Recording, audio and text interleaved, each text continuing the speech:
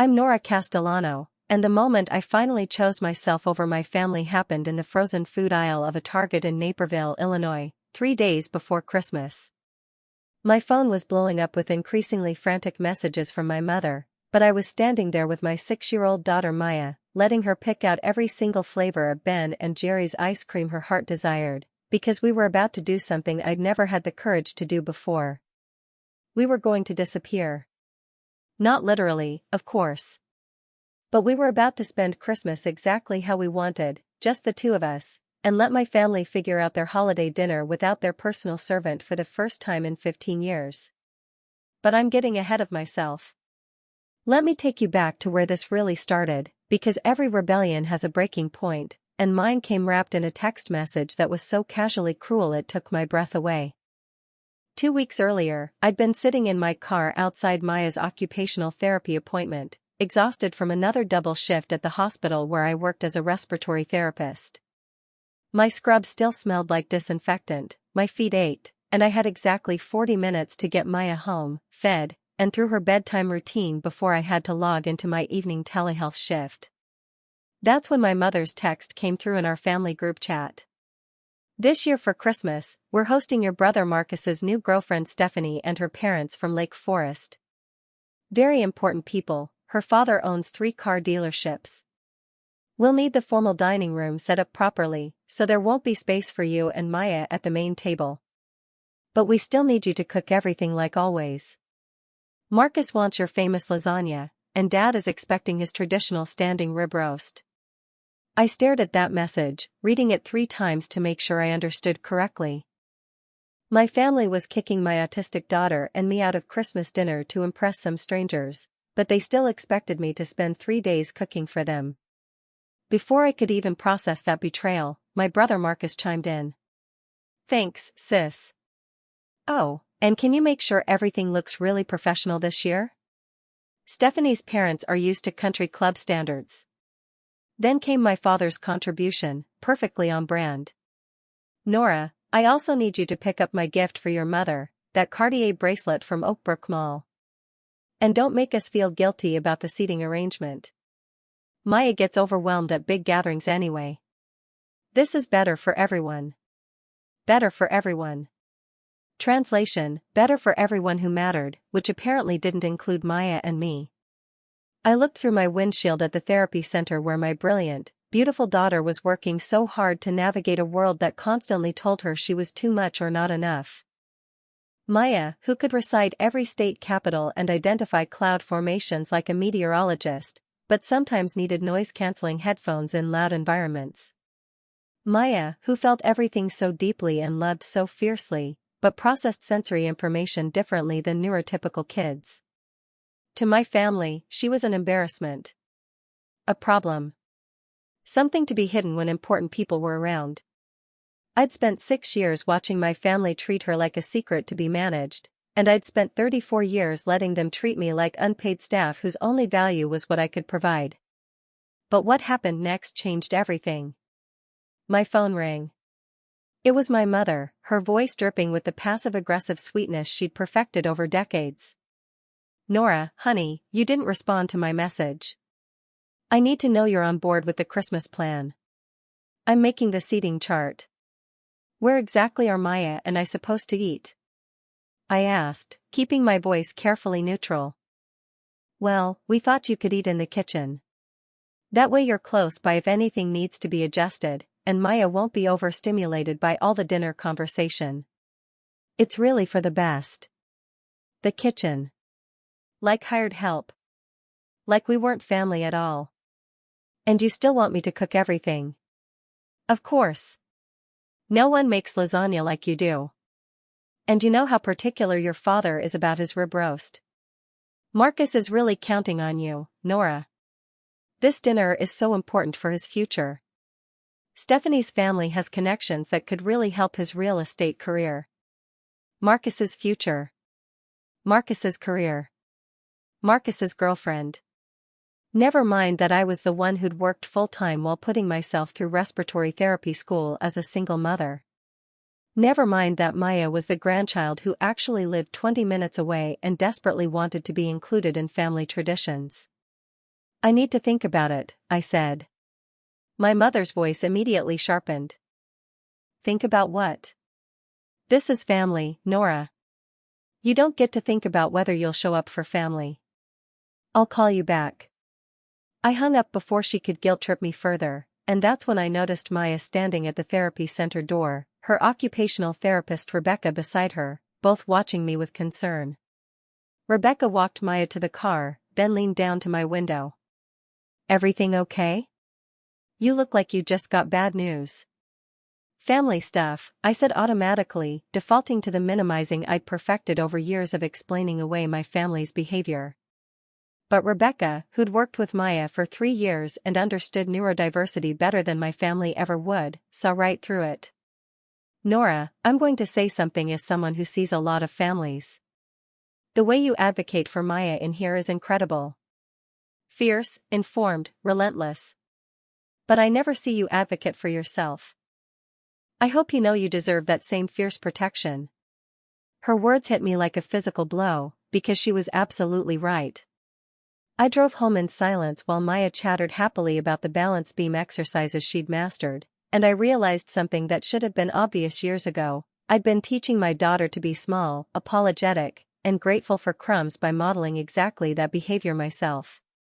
What kind of lesson was I teaching her about her own worth?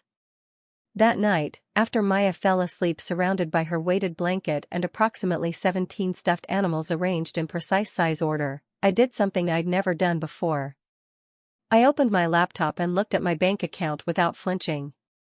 For years, I'd been the family's unofficial gift buyer, party planner, and caterer. Last Christmas alone, I'd spent $3,200 on gifts for everyone, carefully selected presents that showed I'd actually listened to what they wanted. I'd taken unpaid time off work to cook for 3 days straight. I'd driven across Chicago in a snowstorm to pick up my father's custom cigars from some exclusive shop in the Loop. And when Christmas Day came, I'd received a $50 Starbucks gift card and a lecture about how I really should lose some weight. I pulled up my credit card statements and started calculating. In the past 5 years, I'd spent over $40,000 on my family. Gifts, dinners I'd catered, emergency loans to Marcus that were never repaid, plane tickets to visit them since they never came to us, special dietary ingredients my mother demanded for her dinner parties. $40,000 that could have gone to Maya's therapy, her education, our emergency fund, or the special sensory-friendly bedroom I'd always wanted to create for her. I'd bankrupted my own daughter's future to buy love from people who saw me as a convenience, not family. But then I noticed something else in my account. My Christmas bonus from the hospital had just hit. $5,000. Money I'd normally immediately allocate to family obligations. I pulled up Google and typed, Christmas destinations for families with autistic children. The results were beautiful. Specialized resorts with sensory-friendly accommodations. Theme parks with disability access programs that understood neurodivergent needs. Quiet mountain lodges where Maya could explore nature at her own pace without judgment. One listing caught my eye, a boutique hotel in Galena, Illinois, just 3 hours away. Victorian charm meets modern accessibility, the website promised. Their Christmas package included sensory-friendly activities, a chef who accommodated all dietary needs, and a judgment-free zone philosophy. It cost exactly $2,500 for 3 nights, meals included. I stared at that price, then at my bank balance, then at the family group chat where my mother was now sharing Pinterest boards of table settings she expected me to recreate. And I did something that would change everything. I booked it. The next morning, I woke up feeling lighter than I had in years, until my phone started ringing at 7 a.m. My mother, of course. Nora, I've been up since 5 planning this dinner. I need your grocery list by noon so I can coordinate shopping. And remind me, do you need the kitchen starting December 22nd or 23rd? Mom, I need to talk to you about Christmas. What about it? If you need help with cooking, absolutely not. You know I'm useless in the kitchen, and this needs to be perfect. Perfect for strangers. Not for her own granddaughter. I'm not cooking this year. Maya and I won't be there. Silence. Then, what do you mean you won't be there? You have to be there. It's Christmas. We're taking a trip. Just the two of us. A trip? To where? Nora, this is ridiculous.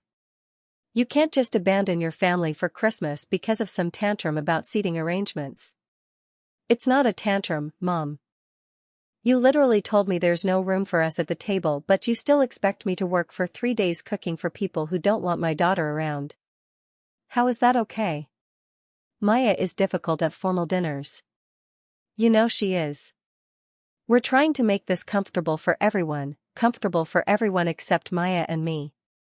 I'm done being the person who makes everyone else comfortable while I shrink myself and my daughter into nothing. My mother's voice turned icy.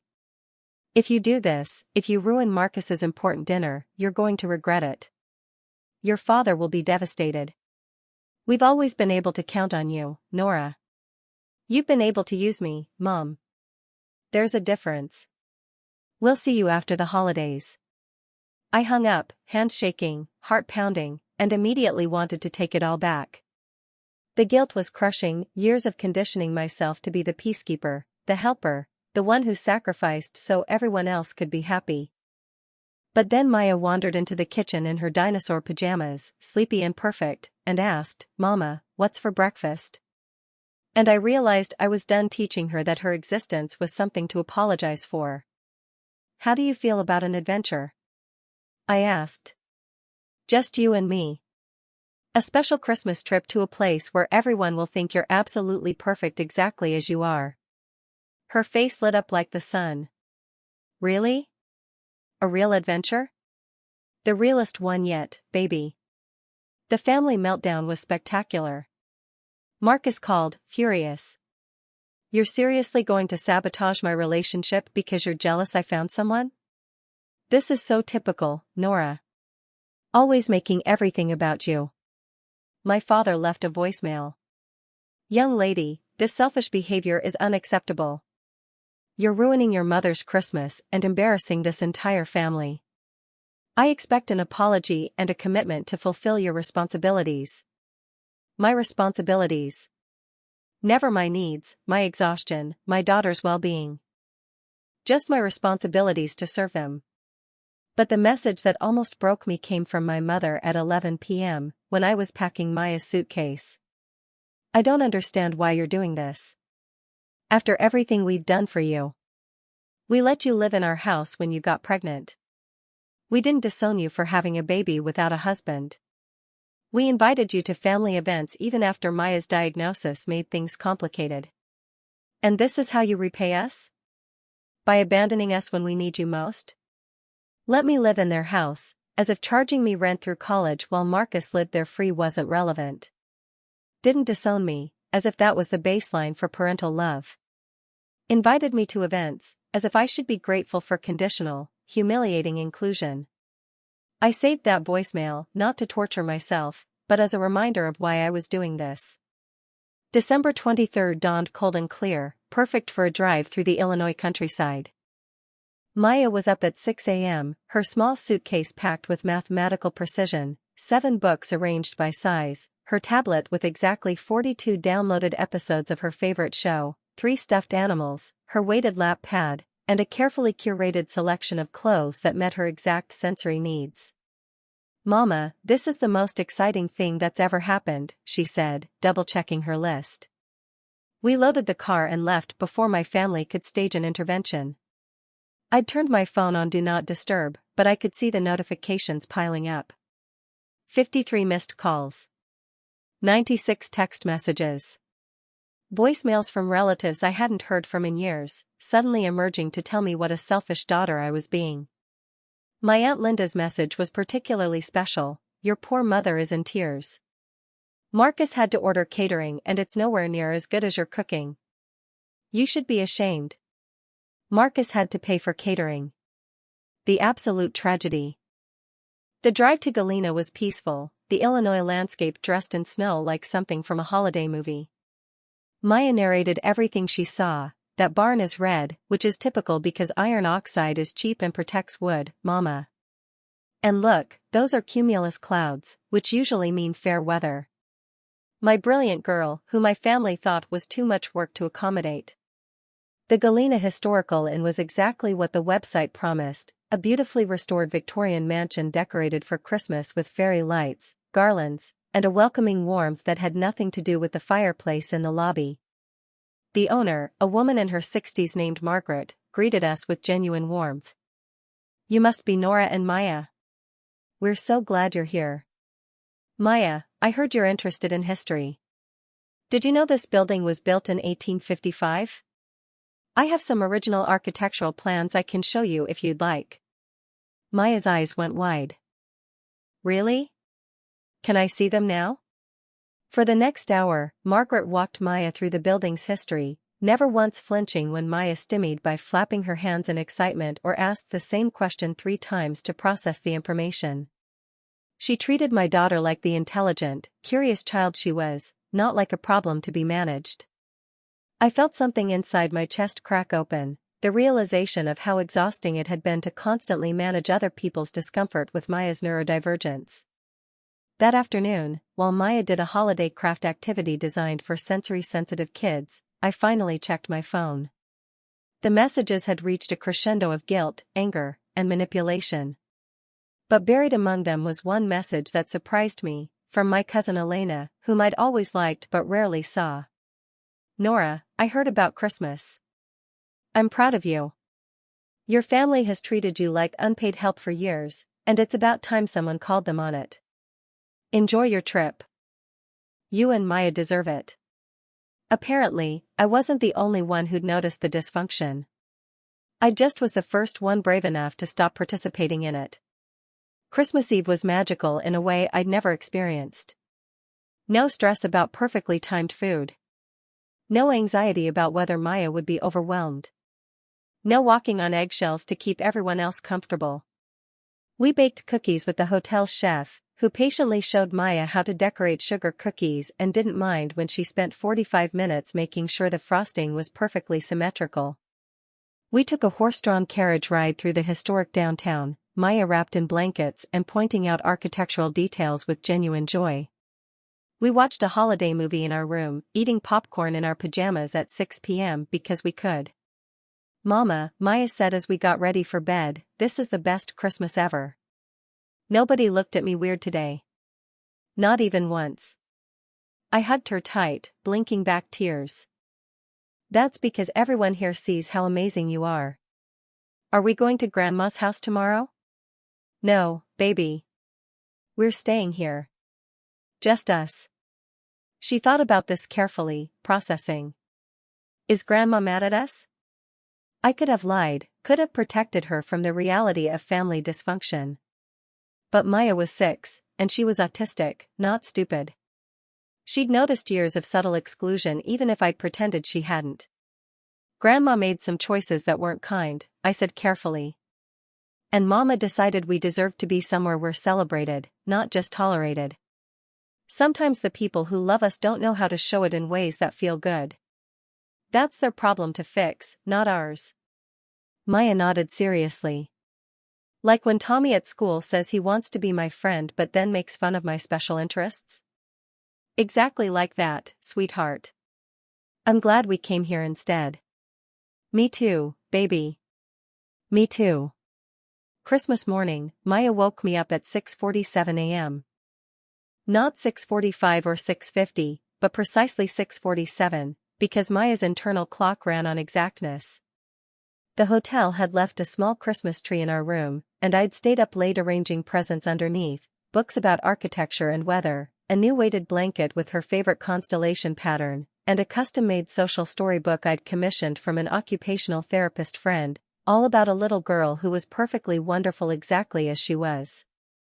Maya's joy was unfiltered, pure, without any need to perform gratitude for the benefit of critical observers. She read each book immediately, wrapped herself in the new blanket, and declared this the best Christmas in recorded history. My phone, which I'd finally unmuted, had exactly 147 notifications.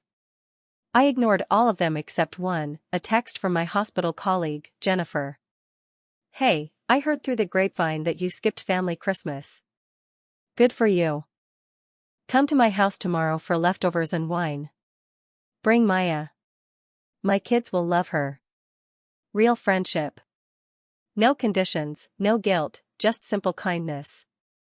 The hotel's Christmas brunch was family style, and we ended up sitting with two other families, one with twin boys who were also autistic, and another with a daughter who had cerebral palsy. The parents traded stories about navigating school systems, finding good therapists, and dealing with family members who didn't understand. My mother-in-law told me my son just needed more discipline, one mom said, rolling her eyes. As if autism is a character flaw that can be punished away. Everyone at the table nodded in recognition. We were strangers, but we understood each other in ways my blood family never had. This was what community looked like, not shared genetics, but shared understanding and mutual respect. But what happened next shocked everyone, including me. On December 26th, as Maya and I were packing to return home, my phone rang. My father's number. I almost didn't answer, but something made me pick up. Nora. His voice was different, softer, almost uncertain. Can we talk? I'm listening. Your mother is at her sister's house. Marcus isn't speaking to us.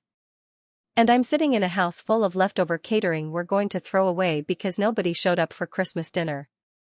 What do you mean nobody showed up? He sighed, a sound heavy with something that might have been regret. Stephanie's parents came for exactly 1 hour. The catering was mediocre. The house felt empty without the cooking smells, without Maya's laugh, without you making everything work. Marcus spent the whole day on his phone. And Stephanie broke up with him yesterday. Said she could tell his family values were performative rather than genuine, and she wanted someone who actually cared about people, not just impressing people. I should have felt vindication. Instead, I felt sad for all the years wasted on performance rather than connection. I'm sorry that happened, Dad. Your mother won't admit it, but I will. We took you for granted.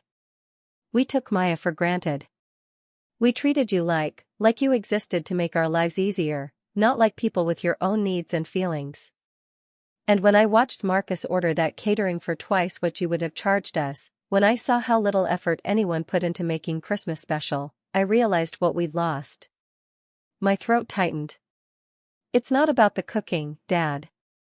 I know. It's about respect. It's about treating you like family instead of hired help. It's about recognizing that Maya isn't a problem to hide, she's our granddaughter, and she's remarkable, and we've been too proud and too ignorant to see it. I sat down on the hotel bed, tears streaming down my face. Do you mean that? I do. And I know one conversation doesn't fix years of damage. But if you'll let us actually try, to do better, I'd like that chance. I'd like to get to know Maya as she actually is, not who we thought she should be. And I'd like to have a relationship with my daughter that's based on mutual respect, not obligation. That's going to require real change, Dad. Not just words. I know.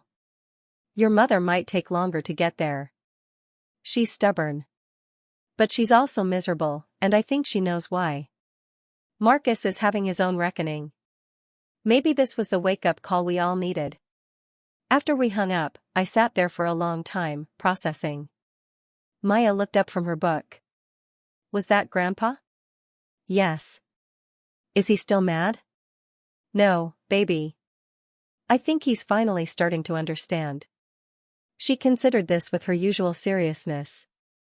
People can change, Mama. My OT told me that neuroplasticity means brains can make new connections at any age. Maybe Grandpa's brain is making new connections.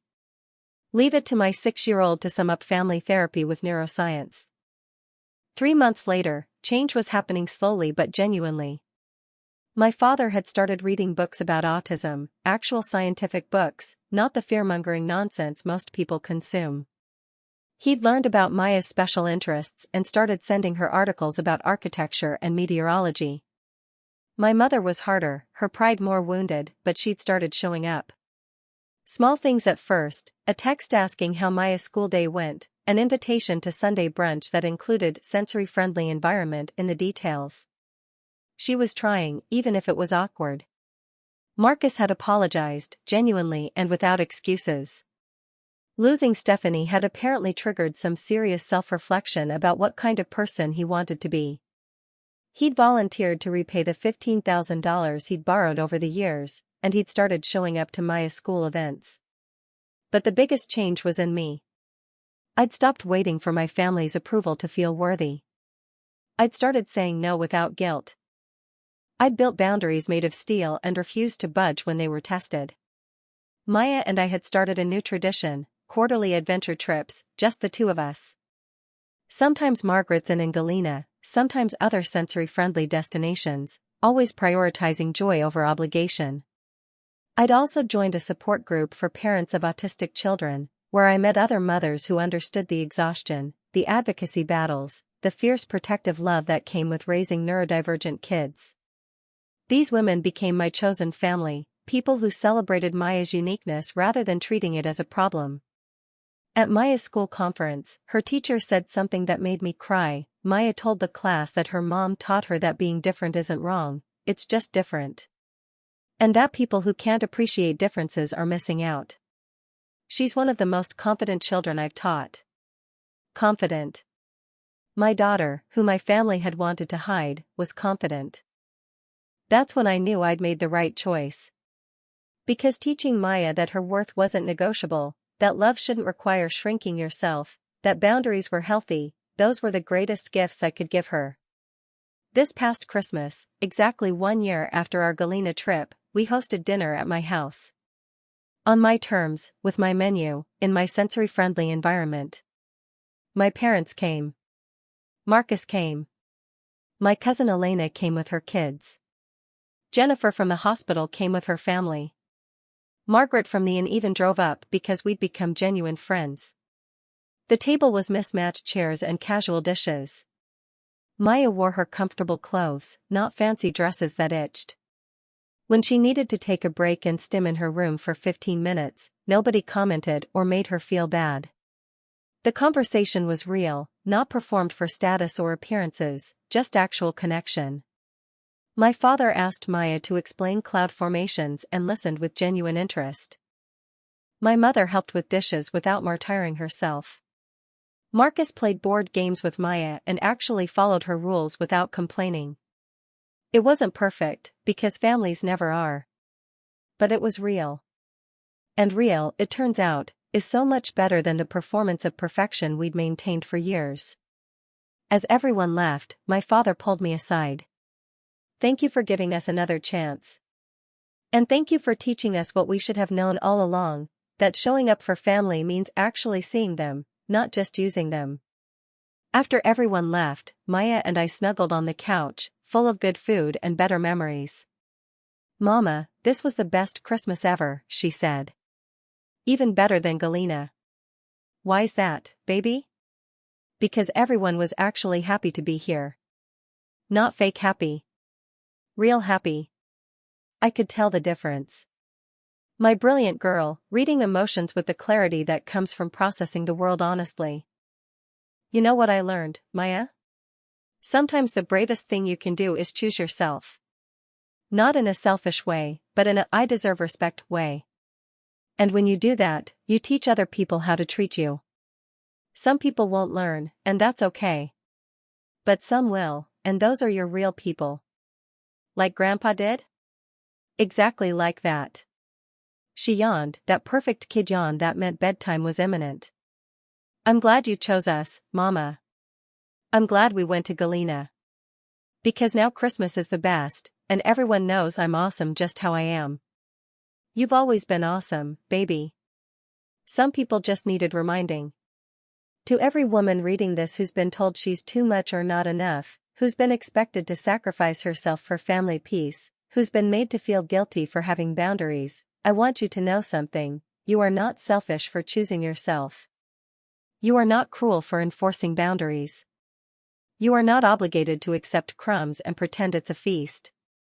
Your worth is not determined by how useful you are to people who take you for granted. Your value doesn't increase when you're convenient and decrease when you have needs.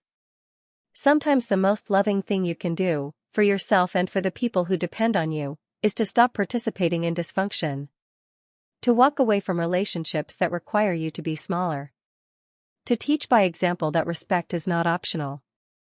And here's the truth they don't tell you: when you finally choose yourself, some people will be angry. They'll call you selfish, dramatic, ungrateful. They'll try to guilt you back into the role you've outgrown. But others, the ones who truly love you, will rise to meet you. They'll do the work to understand. They'll change because losing you is scarier than changing themselves. And the ones who don't? They were never your people anyway. You deserve a seat at the table. Not in the kitchen, not in the corner, not on the condition that you shrink yourself small enough to fit their comfort level. You deserve a seat at the table as you are, full-sized, full-voiced, fully yourself. So here's my advice: book the trip. Set the boundary. Choose yourself.